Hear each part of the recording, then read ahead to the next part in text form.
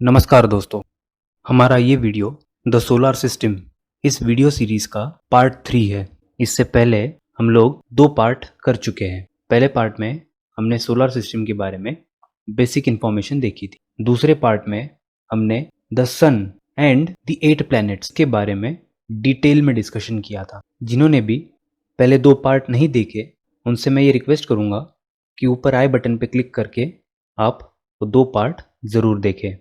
आज के वीडियो में हम लोग ड्वार्फ प्लैनेट्स, एस्टेरॉइड्स, मीटियोराइट्स और कॉमेट्स के बारे में डिटेल में देखेंगे।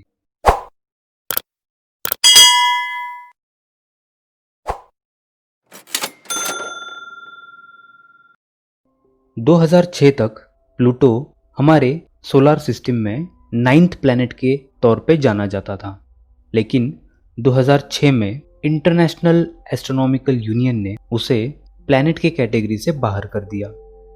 उसकी वजह यह थी कि प्लूटो के ऑर्बिट में हमें कुछ और ऑब्जेक्ट्स मिले। उसमें से कुछ ऑब्जेक्ट्स प्लूटो से छोटे थे, कुछ प्लूटो से बड़े। इंटरनेशनल एस्ट्रोनॉमिकल यूनियन के साइंटिस्ट्स के अंदर एक कन्फ्यूजन क्रिएट हुआ।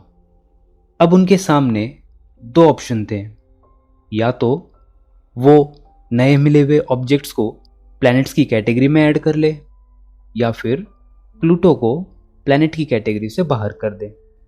फाइनली साइंटिस्ट ने यह डिसीजन लिया कि प्लूटो को प्लैनेट की कैटेगरी से बाहर करके एक नई कैटेगरी बनाई जाए, जिसे ड्वार्फ प्लैनेट की कैटेगरी कहा गया। अब प्लूटो ड्वार्फ प्लैनेट का हिस्सा है। अब ये निर्णय इसलिए लिया गया कि प्लूटो का जो ऑर्बिट है वो बाकी प्लैनेट से कुछ अलग है, जो कि उसे डाउनग्रेड करने के लिए कारण भी बना। उसके अलावा ड्वार्फ प्लैनेट को एक्सप्लेन करते वक्त साइंटिस्ट ने ये कहा कि ड्वार्फ प्लैनेट्स वो होते हैं जो अपनी ऑर्बिट में मौजूद कई सारे छोटे बड़े ऑब्जेक्ट्स को एलिमिनेट करने में नाकाम होते हैं। हम प्लूटो की ऑर्बिट देखें तो उसमें हमें कई सारे ऑब्जेक्ट्स मिलते हैं, क्योंकि हम ये कह सकते हैं कि वहाँ पे एक टाइनी ऑब्जेक्ट्स का एक पूरा बेल्ट है, जिसे काइपर्स बेल्ट भी कहा जाता है। प्लूटो इसी काइपर बेल्ट का एक हिस्सा है। प्लूटो के अलावा सेरेस, एरिस, मेकमेक और होमिया ये पहले 5 रिकग्नाइज्ड ड्वार्फ प्लैनेट्स हैं। इनमें से सेरेस एस्टेरॉयड बेल्ट में पाया जाता है और बाकी काइपर बेल्ट में। हमने जैसे पार्ट 1 में देखा था कि मार्स और जुपिटर के बीच में लाखों की संख्या में इर्रेगुलर शेप ऑब्जेक्ट सूरज का चक्कर लगा रहे हैं। ये रॉकी है और मेटेलिक भी है। इन्हें एस्टेरॉइड्स कहा जाता है। ज़्यादातर एस्टेरॉइड्स मार्स और जुपिटर के ऑर्बिट में ही पाए जाते हैं।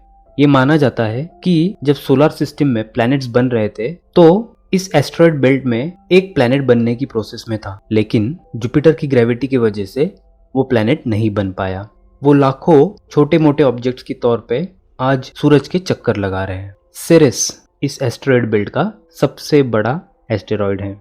आज से लगभग 6.5 करोड़ साल पहले ऐसा ही एक एस्टेरॉइड पृथ्वी से टकराया था।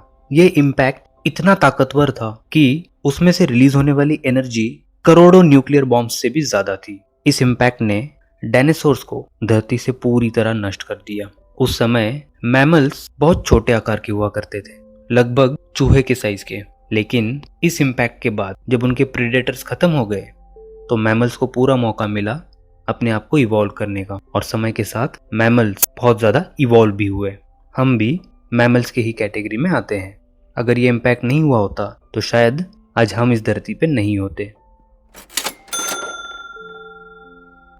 एस्टेरॉइड्स लगातार एक दूसरे से टकराते रहते हैं।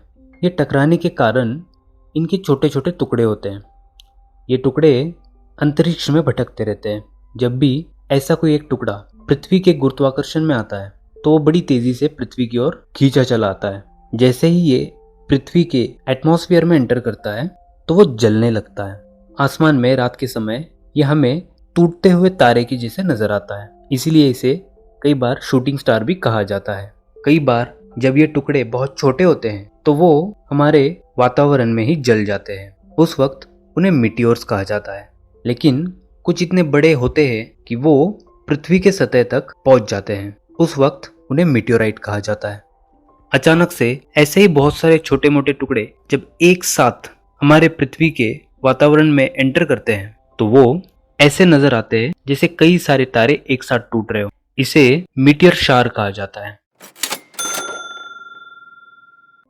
कॉमेट मतलब धूमकेतु, ये एक रॉकी और आइसी ऑब्जेक्ट होता है। ये भी सूरज के चक्कर लगाते हैं, लेकिन इनका ऑर्बिट बहुत ही इलिप्टिकल होता है। जब ये सूरज के नजदीक से गुजरते हैं तो सूरज के तापमान की वजह से इन पे मौजूद आइस गर्म होना शुरू होता है और वाटर वेपर्स की फव्वारे बाहर फेंकता है। ठीक वैसे ही कई सारे गैसेस उसकी सतह से बाहर निकलते हैं। इस कारण उसके पीछे एक गैस की लंबी रेखा हमें दिखाई देती है, जिसे उसकी दुम या टेल भी कहा जाता है। ये टेल हमेशा सूरज के विरुद्ध दिशा में होती है। ऐसा इसलिए होता है कि सूरज से निकलने वाली सोलर विंड्स हमेशा इस दुम को विरुद्ध दिशा में ढकेलती है। कॉमेट्स में सब में फेमस है हेलीज कॉमेट। ये लगभग हर 76 साल के बाद हमें नजर आता है। तो दोस्तों, ये था हमारा पार्ट 3। आपको ये वीडियो कैसा लगा मुझे कमेंट बॉक्स में ज़रूर बताएं। चैनल को सब्सक्राइब करें, वीडियो को लाइक करें और इस वीडियो को अपने दोस्तों के साथ भी शेयर करें। तो फिर मिलेंगे अगले वीडियो के साथ। तब तक के लिए धन्यवाद।